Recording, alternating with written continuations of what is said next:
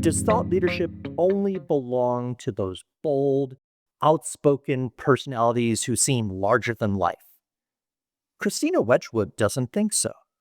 As the author of Better, a more authentic path for the reluctant thought leader, she's redefining who can shape ideas and how they can lead conversations. In today's discussion with Christina, we explore how deep thinkers, perfectionists, and even those people terrified to take center stage can still create meaningful impact. We explore why great thought leadership is not just about volume, it's about clarity and simplicity. I'm Bill Sherman. You're listening to Leveraging Thought Leadership. Ready? Let's begin. Welcome to the show, Christina. Thank you, Bill. It's a pleasure to be here. So you and I have talked many times over the last few years. And as I was preparing for this conversation, I was looking at the cover of your recent book. And the title of that's Better.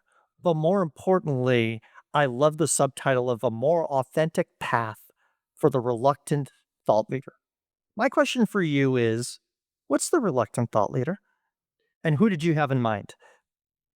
I had many people in mind when I came up with that. I think that in my work as a thought leadership practitioner, let's say, and a writing coach, there is not ever been a person that I've encountered that didn't have some form of reluctance to, either committing to or staying the course of building their thought leadership.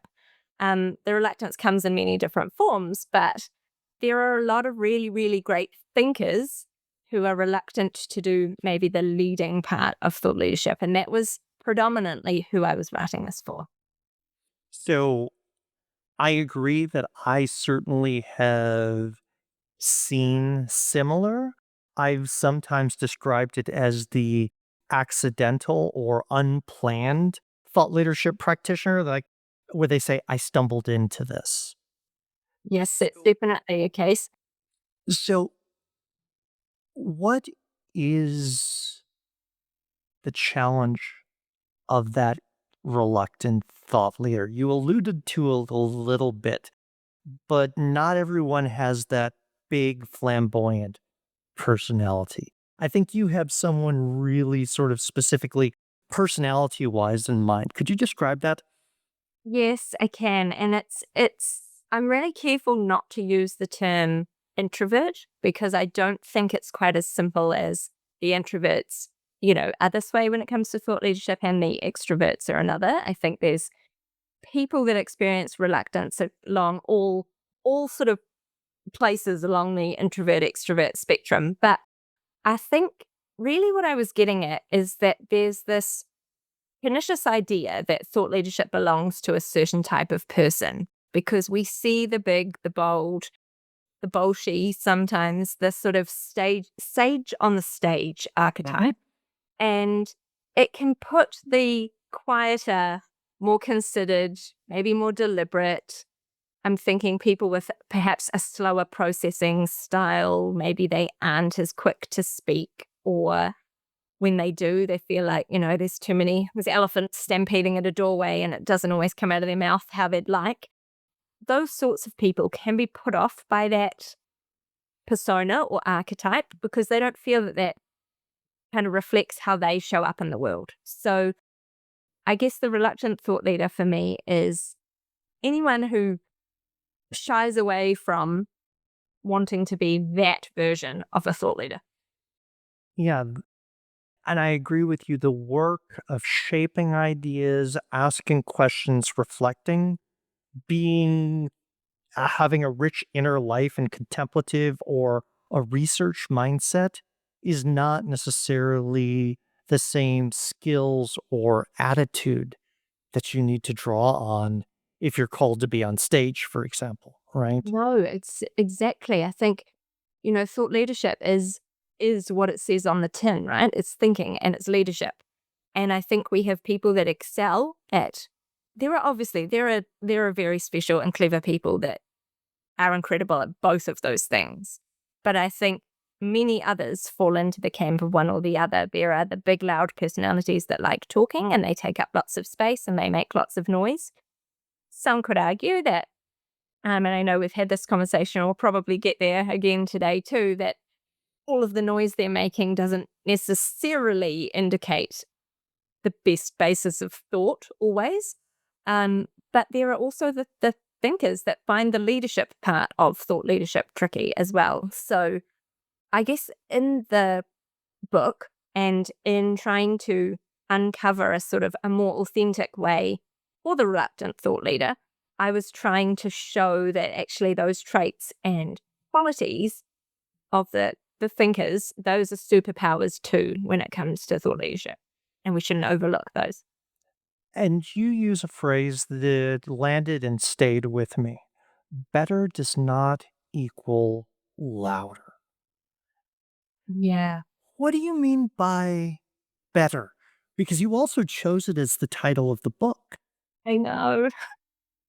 I think, bit of a confession here, Bill. I think when I landed on better, I wanted better to be aspirational. So it's hopeful. It's a hopeful word. We can always make things better.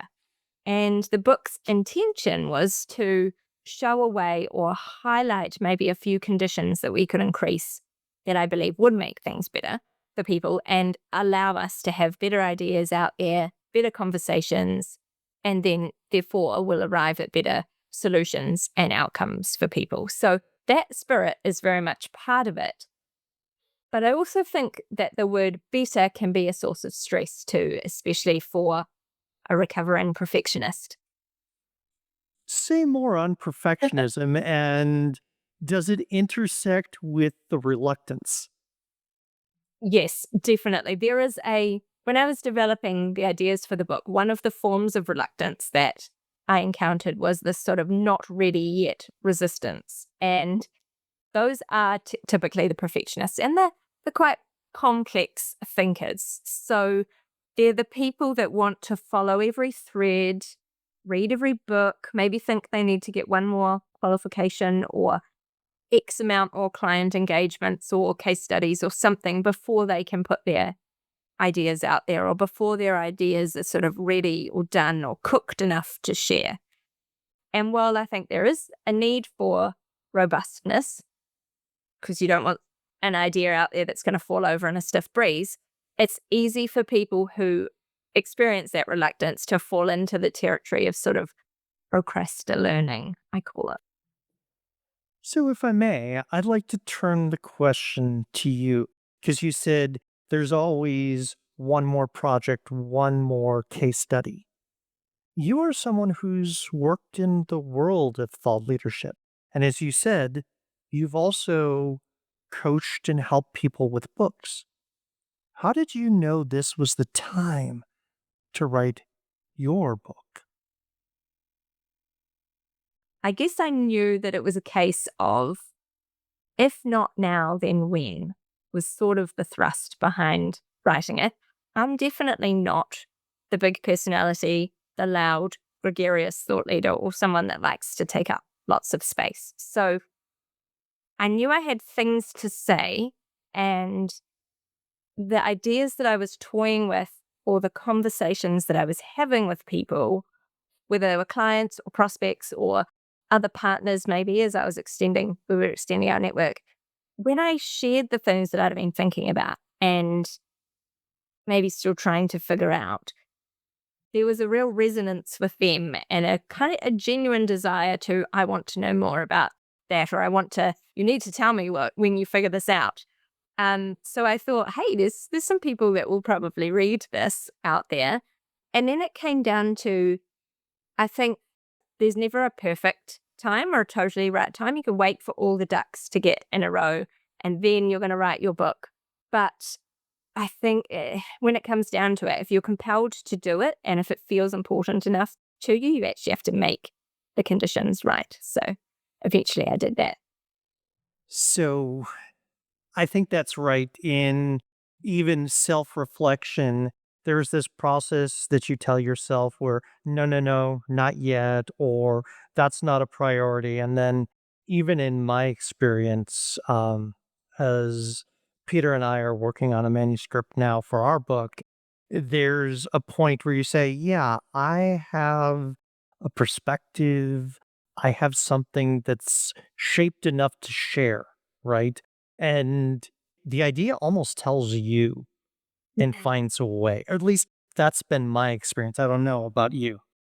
I think that, and it's actually one of the key messages in here too, is that your ideas can't have the impact that they deserve to have if they stay trapped in your head. So you could absolutely keep toying with and titivating things indefinitely, but we've all kind of heard those stories of things that iterate and iterate and iterate. And they spend so much time in development that they've kind of missed their moment, or, we haven't been able to have the benefit of them.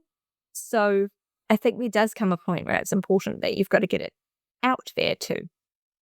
You've been through the experience with many authors, choosing, the focus of the book, the audience, the title, the cover, and all of these questions come up.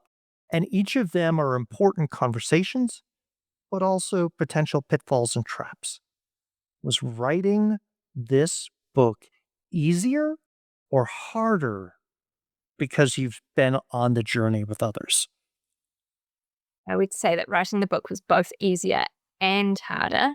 Easier in the sense that I knew what I needed to navigate and kind of had a better idea of when. I think lots of the authors that we work with, they are really caught in those details at the beginning, whereas I had the benefit of knowing that actually they don't really come into effect till way further downstream, and I don't need to worry about that now. So I think I was less encumbered by those at the start, but the existential crisis that comes from being a writer who's done this stuff before, I had written or contributed to like 24 books, written, edited, or added to before I did this one. And so, on the one hand, I knew I had the requisite skills, but on the other, there's something about being entangled in your own ideas and also having an identity that's quite closely tied up with the fact that I can do this because it's what I do, that made it really challenging when I hit the bumps along the way. I think. So let's start off at the beginning of the journey. You decided, yeah, I do have something to say. Did you start with the outline and know exactly where it was? Did you start sort of putting all the ideas that you've collected onto a space? How did you begin? I'm a little bit embarrassed to say, Bill, I'm not a very good planner. So we have a process, there's a framework that we use with clients to develop a book blueprint. And mine was very vague, written in pencil, definitely wasn't ready to be committed to pen. And I think the benefit I had because I've been involved in these projects so much before is I was okay to let it evolve along the way. I didn't feel like I needed to have completely sketched out to start with because I've seen and felt the way that actually we need to shift things as we go and as ideas develop in other projects, but we always ultimately end up somewhere better when we allow that adapting to happen. So I had a vague plan. I had a lot of research and reading and a lot more that I wanted to do until someone kindly said, put that aside and actually start putting what you think down before you're, collating all these other ideas. And then it was sort of with that I was like, just start somewhere. If you're enjoying this episode of Leveraging Thought Leadership, please make sure to subscribe. If you'd like to help spread the word about our podcast, please leave a 5-star review at ratethispodcast.com/LTL and share it with your friends. We're available on Apple Podcasts and on all major listening apps, as well as thoughtleadershipleverage.com/podcasts. I like this idea of giving yourself permission to work in pencil rather than in ink, We right? call it ugly writing. Yes. So Oh, absolutely. you've got to do some ugly writing. You've got to make it exist before you can make it good. And so let's turn to how did you recruit support? Did you have support on the journey? Because you're used to supporting others on that.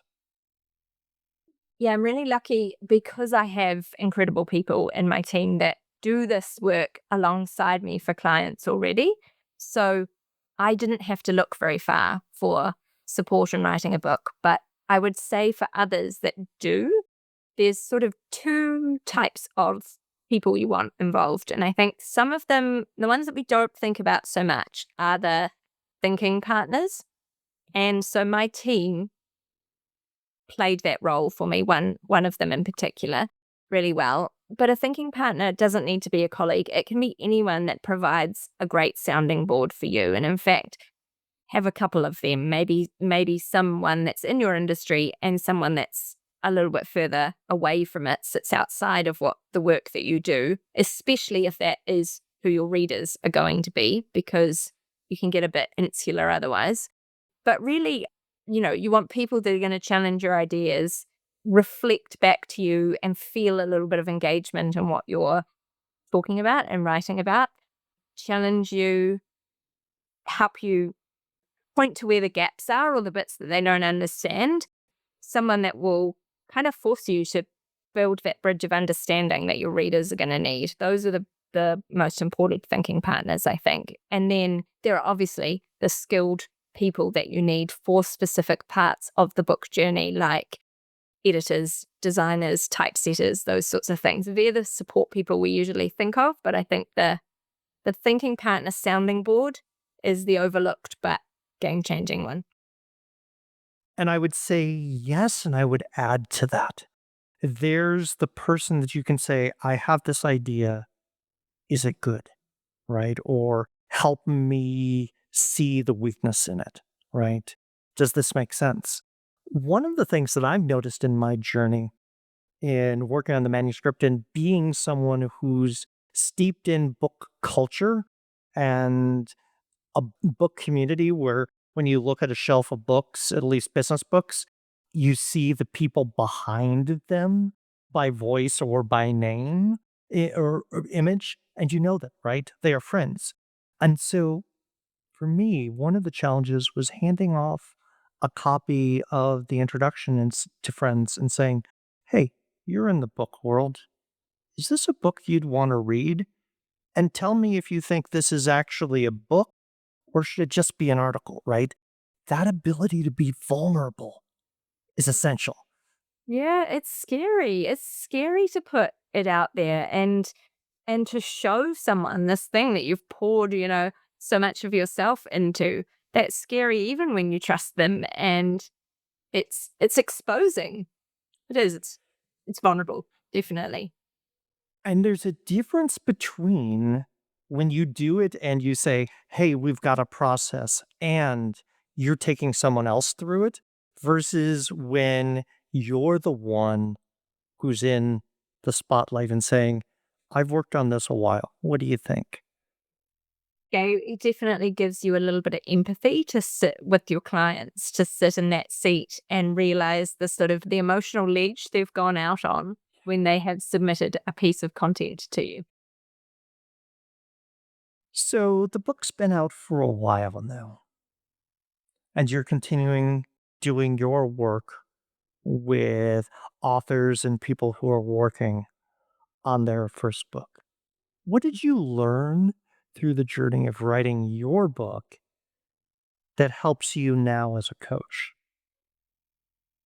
I think I learned through writing my own was that there's an emotional journey that you go on as much as a technical journey that you go on. So it is probably one of the most pointy personal development things that I've ever done, as well as professional development. So it's an accelerant of, I think, my confidence in my ideas, but also I have and definitely a new level of empathy for just anyone who wrestles with their thinking to get it to something that they're proud to put into the world. That's not an easy thing to do, and I think it's why books continue to be special.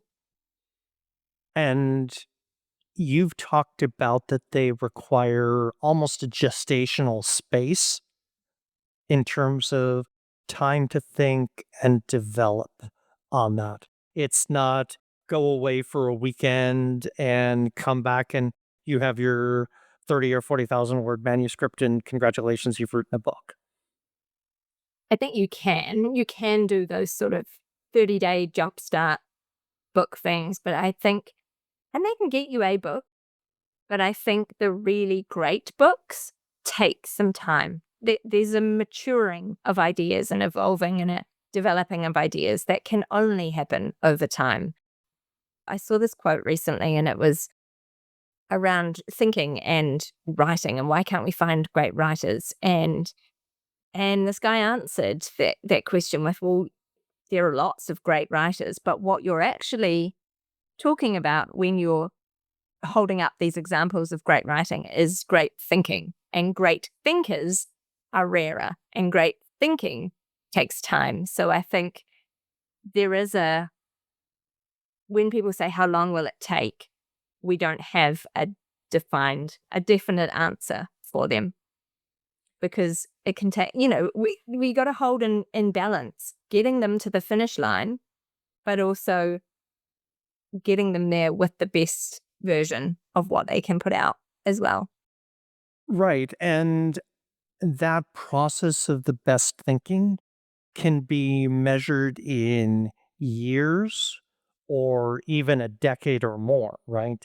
And And something that you've been thinking about, talking about for a while in different formats. I often think of the book as the capstone, where you say, I'm comfortable with this idea now. I've tested it through shorter form and format. Now there's enough room and space that I'm not working through the details. Because it's easy to knock out a quick video on LinkedIn or a quick post, but to really have something that's sustainable over a book, you've got to spend a lot of time thinking about it. yeah, it's got to be pretty robust for 60 or 70 or, even 30 or 40,000 words. Has to be some thinking, some reasoning in there, some evidence, some story. You just can't hold someone for that long otherwise. And we've all read the occasional book that we think, oh, that could have been a blog post. But one of substance, which is the ones that will actually have an impact and change something for somebody, those ones I think are necessarily more robust. So we've talked about reluctance and the reluctant thought leader. I want to close by asking you about authenticity and the authentic thought leader, because you talk about those as well. What do you mean when you start talking about authentic in thought leadership? Authentic is it's a lovely but probably overused word. So it's a little bit like the idea of, I likened it to bringing your whole self to work. Again, a good concept, but one that we also are interpreting only to a point, because Correct. we know that there is some parts of us that really have no place at work and should just stay home. Same with authenticity. I think the cry is often to be authentic, but deep down we know that there's still a version or a box or a something that's going to be effective in this space or in this context. So there's going to be more valued things than others for us to work. And so the authentic way that I'm trying to encourage these reluctant thought leaders to follow is amplifying their own strengths and superpowers without being someone that they're not. Because ultimately, as you'll know from your work too, Bill, thought leadership is a really slow burn. Like, it's something that you show up and you do and you continue to do over and over and over. And so if you are so far out of your comfort zone or out of your mode of operating, you could do that once or occasionally, but you can't sustain that. So there has to be a degree of the right balance of kind of comfort and challenge, I think, to enable you to stay the course. And you nudge me towards something that I think about often, which are the comfortable corners of thought leadership. Where are you comfortable working on ideas? Some people are comfortable talking about them. Some people only want to put them on pencil and paper. And then where are you comfortable putting those ideas out? You may say, I'm a writer or I'm a speaker. And where is your audience comfortable receiving them? And I think of it almost as a seasonality. There's a time to think deeply and reflect. There's a time to experiment in new modalities. And there's a time to shine when you're confident in both the idea and you're in your home modality. Absolutely.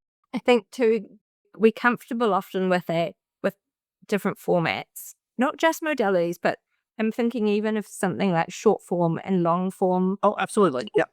And I think when you know you've really got something that has, teeth, is when you can move between those two. Because when you are just comfortable, you can come up with some pithy sound bites, but you would struggle to write a full article, or there's nowhere near enough for a book. Then that's kind of, you're onto something perhaps, but there's not the substance or the evidence or the stories there yet. Whereas if you can only write long form about it, and you can't kind of distill what you're saying down into something compelling and shorter, you probably need to get clearer to sharpen how you're communicating what you're thinking as well. So there's definitely, even though I'm absolutely a long form girl, which is why I love books, and that's the mode that we've chosen to focus our business around.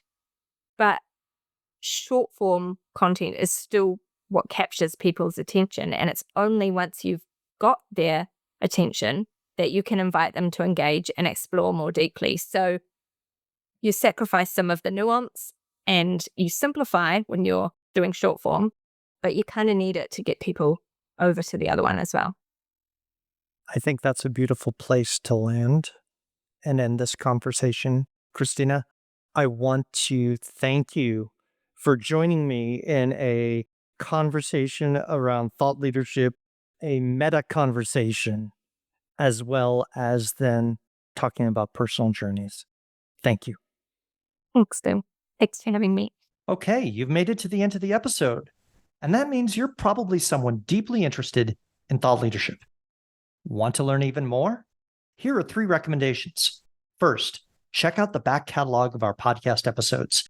There are a lot of great conversations with people at the top of their game in thought leadership, as well as just starting out. Second, subscribe to our newsletter that talks about the business of thought leadership. And finally, feel free to reach out to me. My day job is helping people with big insights take them to scale through the practice of thought leadership. Maybe you're looking for strategy, or maybe you want to polish up your ideas, or even create new products and offerings. I'd love to chat with you. Thanks for listening.